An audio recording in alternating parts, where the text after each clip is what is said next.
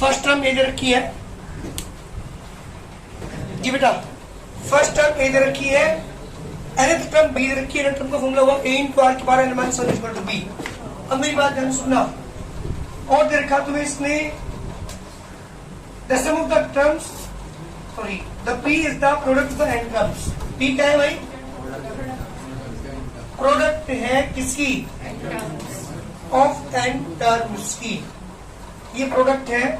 और मुझे जो प्रूव करना है वो है p square equal to a into B की होल पावर n। ये मेरा क्वेश्चन है, ये मुझे प्रूव करना, ध्यान दीजिएगा।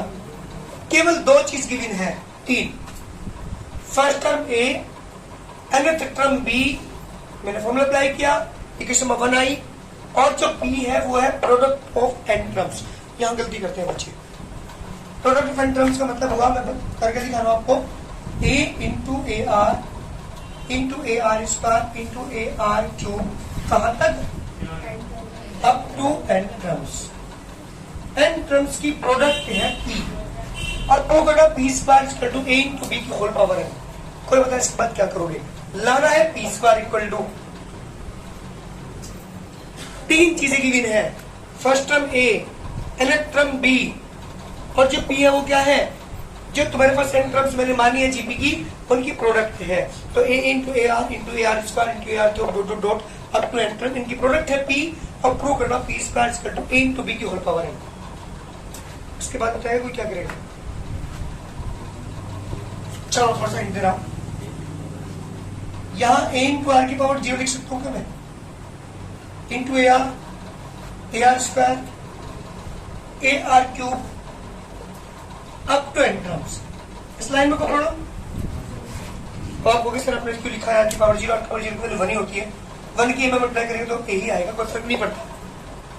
इसलिए क्या है, क्योंकि जब मैं यहाँ पे देख रहा था, r जो है सेकंड टर्म से स्टार्ट है, पहले टर्म में r नहीं है, सेकंड टर्म से स्टार्ट है, थर्ड टर्म में, फोर्थ टर्म में, यानी r जो है n-1 टर्म्स तक है। अब n-r भी n टर्म्स तक हो चुका कंप्लीट, लेकिन तुम गलती करते इसलिए मैंने यहाँ पर पावर 0 लिखा। p equal to a into A into A into A into A up to n terms, क्या होगी इसकी वैल्यू? वेरी गुड, बहुत अच्छी, a की पावर है। तो जब मैं a की 2 बार मल्टीप्लाई करता हूँ a की पावर 2 आता है, 3 बार मल्टीप्लाई करता हूँ पावर 3 आता है, a की 4 बार मल्टीप्लाई करोगे a की पावर 4 आएगा, 5 बार मल्टीप्लाई करोगे a की पावर 5 आएगा, जब n बार मल्टीप्लाई करोगे क्या आएगा बेटा? a की पावर n। चलिए यहाँ तक तो क्वेश्चन सही में आ गया कि इसकी जो वैल्यू है वो a की पावर n हो चुकी। किसकी बेटा? जी। अब मैं बात करता हूं किसकी? r की वैल्यू को कैसे करोगे? r की वैल्यू को कैसे करोगे?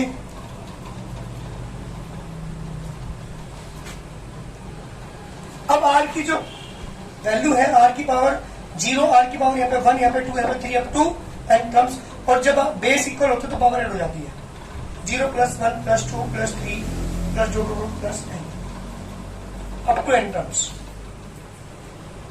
Up to n term. इस लाइन में कोई दिक्कत मुझे बोल देना भाई, क्वेश्चन तो यही क्लियर होगा ये। अगर ये लाइन सही में आ रही हो तो बहुत सिंपल है। इसके बाद ये देखो, पहले यहाँ तक क्लियर हो गया क्या बेटा? r की power 0 plus 1 plus 2 up to n terms, p is equal to a की पावर n, r की पावर ध्यान दीजिएगा ये ap बन गई है, ap के टर्म का फॉर्मूला अप्लाई करते, क्योंकि पीछे प्लस का साइन है इनके, तो फॉर्मूला कौन सा अप्लाई करेंगे? सम का। क्या होता है सम का फॉर्मूला? n/2, 2 इंटू a की वैल्यू 0 है, प्लस n/1 d की वैल्यू 1 में से 0 गया 1, 2 में से 1 गया 1, 1। यह आ गया बेटा a की पावर n, r की पावर n/2, ये तो 0 हो चुका, n-1। यार ध्यान दीजिएगा यहाँ पर, मुझे लेना p स्क्वायर, धीरे धीरे धीरे धीरे इसको मैं यहां तक लेके जाऊंगा। स्क्वायरिंग ऑन बोथ साइड कर दो p स्क्वायर लाने के लिए, स्क्वायरिंग ऑन, ध्यान दीजिएगा, स्क्वायरिंग ऑन बोथ साइड्स। जब मैं स्क्वायर करूंगा तो तब हमारी बनेगी p square equal to a की पावर n, r की पावर n/2 ब्रैकेट में n-1 की whole power 2। Yes, any problem? अब मैं क्या करूं, ध्यान दीजिएगा, इस पावर 2 का मतलब इसकी पावर 2, इसकी पावर 2, यहां क्या किया मैंने इसके बाद p square equal to a की पावर 2n इंटू r की power 2 into n by 2 bracket में n माइनस 1 2 से p square equal to a की पावर 2n इंटू r की पावर n ब्रैकेट में n माइनस 1। इसके बाद क्या करूं ध्यान दीजिएगा, a की पावर 2 यही रखा, r की पावर n माइनस 1 को यही रखा, होल पावर n लिख सकता है। n यहां से बेटा n यहां से बेटा के होल पावर में ले गया, क्योंकि मुझे पावर n लाना था इसलिए पावर को ऊपर लेके चले गए। धीरे धीरे इस पूरे क्वेश्चन को ये वाली फॉर्म बनाने के लिए मुझे सारा वर्क करना पड़ा। इसके बाद एक लाइन और है कि बस p स्क्वायर इक्वल टू से लिख सकूं a इंटू r की power n minus 1 whole power n लिख सकूं या नहीं। p square equal to from the equation number 1 से a इंटू r की पावर n माइनस 1 किसकी वैल्यू है, तो a इंटू r की पावर n माइनस 1 कंप्लीट कीजिए, क्या लिखूंगा, a तो ऑलरेडी है, ये v की वैल्यू है, होल पावर n। क्या प्रूव करना था, बहुत इंपोर्टेंट क्वेश्चन, बहुत बार इंटू r की पावर n माइनस 1। तो अब जाके टोटल n टर्म्स है। अब क्वेश्चन सुनो क्या कहा इसने, अगली टर्म क्या होगी, जल्दी बोलो, ar की पावर n, अगली टर्म क्या होगी, ar की पावर, अच्छा 2n की टर्म क्या होगी, a इंटू r की power 2n minus 1 dot dot dot a into r की power 2n minus 1। Total complete अब टर्म हो चुकी है 2n। यही गलती होती है बस, अगर ये लाइन समझ ली तो क्वेश्चन बहुत सिंपल है। एक बार दोबारा बता रहा हूं, show that the ratio of the sum of first and term, यहां तक का इनके सम का रेशियो किसके साथ, आगे कहा इसने sum of the terms from n plus 1th term, ये n टर्म, ये n प्लस 1th टर्म, बस समझो 20वीं टर्म है तो कौन सी होगी, 21वीं, n plus 1th term to n term, यहां से यहां तक के सम का रेशियो 1 पर r की पावर 9, ये प्रूव करना मुझे। कौन सी term, sum of first n terms, इनका सम का रेशियो किसके साथ, n प्लस 1 टर्म से लेकर 2n टर्म तक की सम का रेशियो जो होगा दोनों का, वो 1 अपॉन r की पावर n है। ये मेरा क्वेश्चन, ये मुझे प्रूव करना है। अगर ये वाली लाइन तुम्हारी समझ आ गई, जी भी समझ आ गई, तो बहुत ज्यादा बेटर होगा, बहुत जल्दी आप समझ लोगे। लेकिन सबसे बड़ी गलती ही बच्चे यहाँ करते हैं। कितनी टर्म्स है, 2n। सपोज करो 20 टर्म है तो शुरू की 10 और बाद की 10 दोनों का रेशियो सम का 1 अपॉन r की पावर n होगा, ये प्रूव करना। ये तो बात हुई। तो ये कितनी टर्म है, यहां से तक कितनी टर्म है, n। यहां से तक कितनी है ना, यहां से तक कितनी है, बोलो भाई, अरे देखो वो भी n ही है, टोटल है 2n। तो यहां से तक टोटल 2n टर्म, यहां तक कितनी है और यहां तक कितनी, इन दोनों का सम का रेशियो 1 अपॉन r की पावर n, ये प्रूव करना। तो ये लाइन समझ में आई कि n टर्म्स है और ये वाली भी n टर्म्स है, क्योंकि टोटल है 2n। सपोज करो ये तक टोटल 40 टर्म्स है, तो यहां तक कितनी होंगी 20, अगली कितनी होंगी वो भी 20। मुझे प्रूव करना है इनके सम का रेशियो 1 अपॉन r की पावर 20 होगा। टोटल 40 है ना, तो 40 का मतलब 2n, लेकिन यहाँ पे n, तो इसका मतलब r की पावर 20 होगा। ये प्रूव करना, n ला रहा है यहाँ पे हमें। ये मेरा क्वेश्चन है। शो दैट, दोबारा फिर सुनिए, show that sum of n term of the GP, इसका सम का रेशियो किसके साथ, n प्लस 1 टर्म से लेकर के 2n टर्म तक के रेशियो का सम का जो रेशियो होगा वो ये होगा। ये शो करना 1 अपॉन r की पावर n होगा। कैसे करेंगे जल्दी बताओ। Now sum of n terms, जी बेटा, सम ऑफ n टर्म्स, यहां क्या लोगे, sum of n plus 1 h term to 2n term, इनका रेशियो मुझे निकालना है, इन दोनों का रेशियो निकालना है। Sum of n terms, n term था, और n+1 टर्म से लेकर के कहां तक 2n टर्म तक का सम का रेशियो निकालना है। तो बताया कैसे करोगे? चलो ये तो बहुत सिंपल है। इसका फॉर्मूला हो जाएगा Sn। अप्लाई कर दो नेक्स्ट लाइन में इसके फॉर्मूले को। लेकिन यहां क्या करूं मैं? यहां मेन प्रॉब्लम है। अगर लाइन आपने लिख दी अब है चाहे इसकी वैल्यू, तो क्वेश्चन हो जाएगा। कोई बताए, दिमाग लगाओ थोड़ा सा। बताया कि सर सारी पूरी टोटल जीपी का सम निकाल के उस पूरे में से ये माइनस कर दो, यानी माइनस कैसे कर दो, तो हमारा क्वेश्चन कंप्लीट हो गया। तो क्वेश्चन अब तो ये लाइन अगर आपने समझ ली, भाई मुझे n+1 से लेकर के 2n टर्म तक सम चाहिए था, तो मैंने क्या किया? पूरे जीपी के सम में से शुरू के n का माइनस कर दिया। यहां से सम निकालना बड़ा मुश्किल है। यहां मुझे फर्स्ट टर्म नहीं पता क्या होगी, n टर्म से आगे की जो टर्म होगी उसकी फर्स्ट टर्म नहीं पता। तो सबसे बेटर है कि टोटल का सम निकाल के शुरू के n को माइनस कर दो ना, तो बाद क्या करनी तो बच जाएगा S2n माइनस S। ध्यान दो, बस क्वेश्चन कंप्लीट हो चुका। फॉर्मूला अप्लाई करूंगा इसका, a r⁻n−1 अपॉन r-1। नीचे आ जाइए, S2n का मतलब a into r⁻2n -1 upon r-1 minus का साइन। Sn का formula a into r⁻n−1 upon r-1। बस इसे सोल्व करना है, सिंप्लीफाई करके वही आंसर। लेकिन जो मेन चीज समझने की वो ये है कि n+1 से लेकर के 2n टर्म का सम कैसे निकाले हम। ये मेन प्रॉब्लम है इस क्वेश्चन। तो मैंने क्या किया? टोटल जीपी की जो 2n टर्म्स थी उनके सम में से शुरू की n टर्म का सम माइनस कर दिया।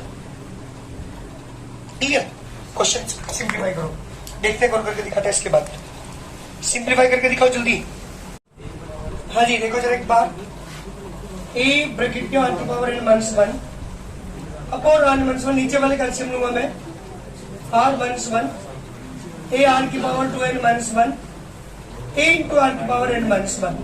इससे ये टर्म कैंसिल, a ब्रैकेट में r⁻n−1, सारे में से मैंने ये कॉमन ले लिया, r⁻2n−1 माइनस r⁻n+1। a से कैंसिल, 1 से 1 कैंसिल, r⁻n−1, r की पावर क्या बचा 2n माइनस r की पावर n, r की पावर n -1, r की पावर n मैंने कॉमन ले लिया, r स्क्वायर -1 बचेगा, है ना। r की पावर n कॉमन लेने से r की पावर n माइनस कॉमन लेने से r की पावर क्या बचेगा? n ही बचेगा यहाँ पे भी, r की पावर n -1, इससे ये कैंसिल, ओनली r की पावर n। जी बेटा यही प्रूव करना था। देखो 1n और 1n 2n multiply power add होती है, तो जब आप मल्टीप्लाई करेंगे तो r की पावर n ये रही, r की पावर n ये रही, जब मल्टीप्लाई करें तो पावर ऐड हो जाती है, तो 1 और 1 2n ही तो बचेगा, ठीक है ना। तो r की पावर n कॉमन लेने से r की पावर n -1 बचेगा अंदर, और इससे नीचे वाले से ऊपर वाली टर्म कैंसिल हो जाएगी, ओनली 1 अपॉन r की पावर n। और यही मुझे प्रूव करना था। सुन लो, क्वेश्चन तो बहुत सिंपल है, ये बहुत सिंपल क्वेश्चन। क्या कहा था क्वेश्चन ने? एक जीपी की 2n टर्म्स है, 2n है, शुरू के n टर्म का सम और बाद के n टर्म के सम का रेशियो प्रूव करना है 1 अपॉन r की पावर। ये मेरे क्वेश्चन क्लियर हुआ? चलिए बात करते हैं, क्या करेंगे बेटा। A B C D 4 term GP में दे रखी है आपको, b का 2ar मान लिया, c का 2ar² मान लेंगे, d का 2r³ मानेंगे। मुझे प्रूव ये करना है, लेफ्ट हैंड साइड लेके चल रहा हूं, यहाँ पे भी जहां भी है वहां पे यार लिखूंगा, c की जगह r², d की जगह r³ रखने के बाद लेफ्ट हैंड साइड निकालूंगा, फिर राइट हैंड साइड में वैल्यू पुट करूंगा, तो भी वैल्यू आ जाएगी। दोनों अगर इक्वल आ गई तो मेरे क्वेश्चन कंप्लीट। ऐसे क्वेश्चनों में दिमाग लगाने की जरूरत नहीं है ज्यादा, d की जगह और c की जगह और d की जगह वैल्यू पुट कर दो, अपने आप आंसर पहुंच जाएगा। जल्दी मुझे करके दिखाओ। उसके बाद हो गया भाई, a², b की जगह क्या रखा आपने? ar बेटा, स्क्वायर लगाएंगे, c की जगह ar² लगाएंगे। नेक्स्ट टाइम आ जाइए, b की जगह ar² लगाएंगे, c की जगह ar², इसका भी स्क्वायर लगाएंगे, d की जगह r³ b² लगाएंगे। a² plus k² r² r की पावर 4 इंटू आ जाइए a² r² a² r की पावर 4 ए स्क्वायर आर की पावर 6 और एक कॉमन है ए स्क्वायर, बच गया 1 plus R square plus R की पावर 4। कॉमन क्या है देखना जल्दी, आर स्क्वायर कॉमन क्या बचा, आर की पावर। अच्छे दोनों टर्म एक जैसी है क्या, तो ये अगर ए की power 4 R square 1 plus R square plus R की पावर 4 का whole square. Left hand side की वैल्यू तो आ चुकी है। बात करते हैं किसकी, जी पर राइट हैंड साइड और लेके चलता हूं। तब इसकी राइट हैंड साइड आप लेके चलेंगे, ध्यान देना। राइट हैंड साइड है मेरे पास A B plus B C plus C D इसका होल स्क्वायर। जी बेटा, ए की वैल्यू है जी टीच, बी की जगह ए आर, बी की जगह ए आर, सी की जगह ए आर स्क्वायर, सी की जगह ए आर स्क्वायर, डी की जगह A R cube whole power 2, A square R, A square R की पावर 3, ए स्क्वायर आर की पावर 5 होल स्क्वायर। इसमें कॉमन क्या है देखना, ए स्क्वायर आर कॉमन, क्या बचा यहाँ पे 1 plus R square plus R की पावर 4 इसका होल स्क्वायर। इसका मतलब क्या है, होल स्क्वायर का मतलब इसकी पावर 2 इसकी पावर 2 इसकी भी पावर 2, तो पता क्या आ जाएगा, ए की पावर बताओ कितनी हो जाएगी, टॉप बचा 4, ए की पावर 4 आर की power 2 1 plus R square plus R की पावर 4 का whole square. Sir left hand side किसकी इक्वल आएगी, बहुत जल्दी question complete. Left hand side बहुत सिंपल है, मैं बताऊं वैसे करोगे तो बहुत मुश्किल होगा, ये सबसे इजी मेथड आपको बता रहा हूँ। बी की जगह ए आर, सी की जगह ए आर स्क्वायर, डी की जगह ए आर क्यूब की वैल्यू पुट कर दो, लेफ्ट हैंड साइड में भी राइट हैंड साइड में भी दोनों इक्वल आ जाएंगे। क्वेश्चन कंप्लीट, जल्दी करिए। क्वेश्चन ये पूछा है क्वेश्चन 26 में कि 3 और 81 के बीच में 3 नंबर इंसर्ट कीजिए जिससे रिजल्टिंग सीक्वेंस जीबी बन जाए। चलिए यहाँ पे लेफ्ट क्या कहा इसने, 2 नंबर इंसर्ट कीजिए, let 2 numbers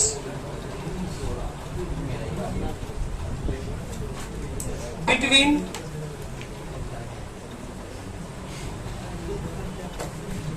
3 and 81 are G1, G2। जैसे हमने एपी के अंदर 3 नंबर क्या माने थे, A1, A2, A3 माने थे, यहाँ पे क्या मान लिया मैंने, 2 नंबर इंसर्ट करने हैं किसके बीच, 3 and 81 के बीच में। वो 2 नंबर मैंने क्या मान लिए, G1, G2। That's not such that किस प्रकार है कि 2, G1, G2, 81 sorry are in जी। देखो भाई ध्यान सुनो, मैंने 2 नंबर 3 और 81 के बीच में इस तरह से इंसर्ट किए जिससे हमारे रिजल्टिंग सीक्वेंस क्या बन जाए, जीबी बन जाए। आकाश ध्यान दे बेटा, 3 और 81 के बीच में 2 नंबर करने थे इंसर्ट। जब भी पूछ सकता है 3, 4, 5, 10, 12 एम एन कुछ भी हो सकते हैं। जैसे एपी में मैंने किया था वही सेम वर्क आप यहाँ पे करेंगे।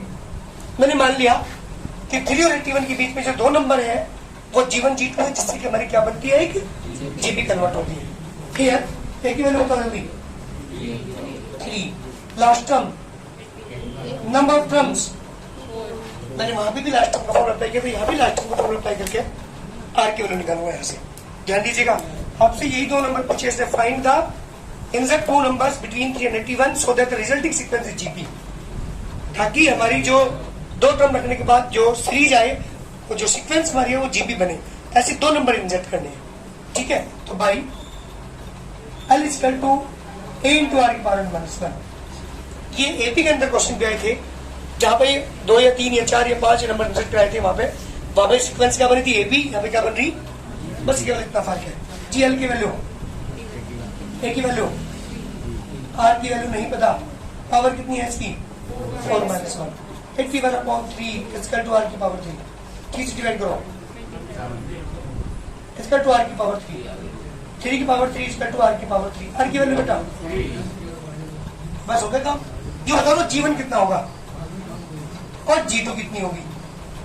अरे G1 बताओ जल्दी, G1 का इसकी second term A into R की पावर 2 -1 यानी ए आर, ए की वैल्यू 3, आर की वैल्यू 3, 9 आ गया।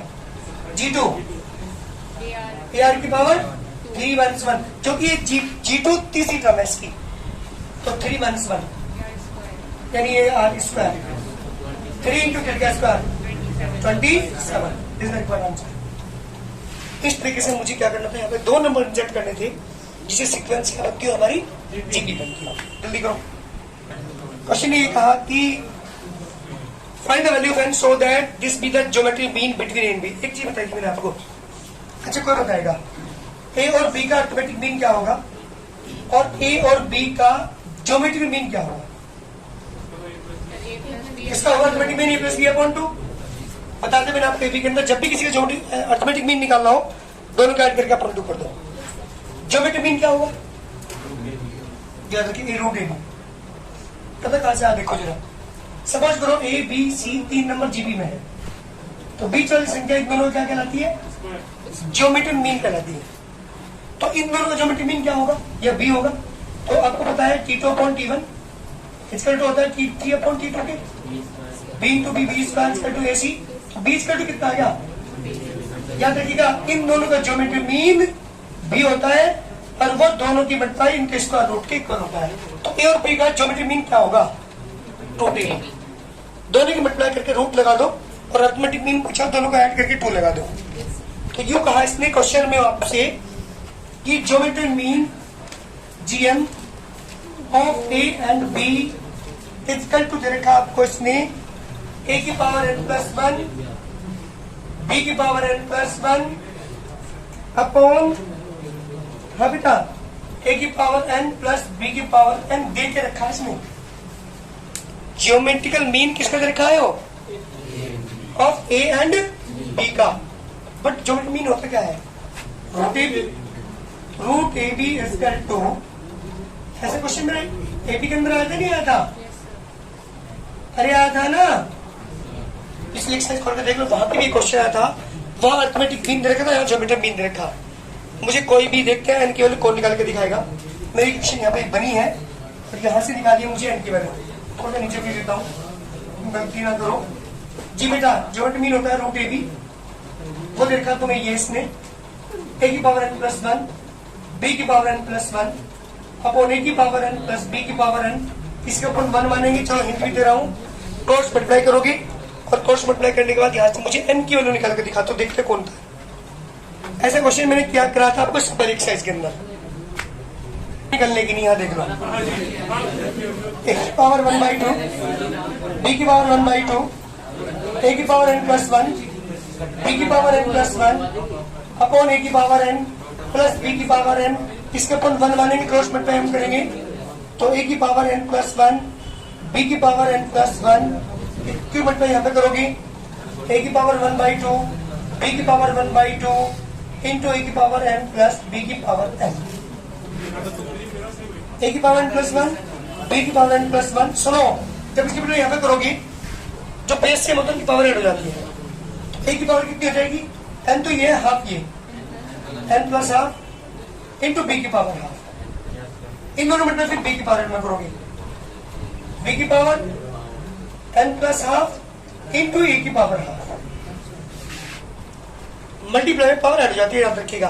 तो ए की पावर n और ए की पावर हाफ ये रही, तो पावर ऐड हो जाएगी, तो ए की पावर हो जाएगी n प्लस हाफ, ये एज इट इज। फिर इसकी मल्टीप्लाई यहाँ पे करोगे तो बी की पावर n बी की पावर हाफ, तो बी की पावर n प्लस हाफ और ए की power half as it is. ठीक, अब एक काम करो, ए की पावर के साथ लो, ए की पावर n प्लस 1 ए की पावर ये रही 1 सी की power n plus half into B की पावर हाफ। उधर पहुंचो, बी की power n plus half into A की पावर हाफ माइनस बी की पावर n प्लस हाफ 1। अच्छा यूं बताओ मुझे लेफ्ट हैंड साइड में क्या कॉमन है? देखते हैं कौन बताएगा। इसमें कॉमन क्या है? हाँ वेरी गुड, ए की power n plus half common है। क्या बचेगा? इधर में क्या बचेगा? हाफ बचेगा, ए की पावर हाफ, यह क्या बचेगा? बी की पावर हाफ। उधर पहुंचो, क्या कॉमन है? जल्दी, क्या कॉमन है? बी की power n plus half common है। क्या बचा? बी सॉरी ए की पावर हाफ बचेगा, 1 बी की पावर हाफ बचेगा, कैंसिल। ए की पावर n प्लस हाफ इसका टू बी की power n plus half, A की power n plus half upon B की पावर n प्लस हाफ इसका टू 1 ए अपॉन बी की whole power n plus half equal to 1, A upon B की power n plus half equal to A upon B की power 0, क्योंकि जिसकी power 0 होती है उसकी वैल्यू 1 होती है, तो 1 की जगह अपॉन बी की होल पावर 0 लिखा, ताकि बेस सेम करके पावर को इक्वल कर सको, पावर की कंपेयर कर सको। तो जब आप कंपेयर करेंगे जिन निकल क्या आएगा n प्लस के हाफ इक्वल टू 0, n की वैल्यू कितनी आ गई बेटा 1 के हाफ। जल्दी करिए आंसर,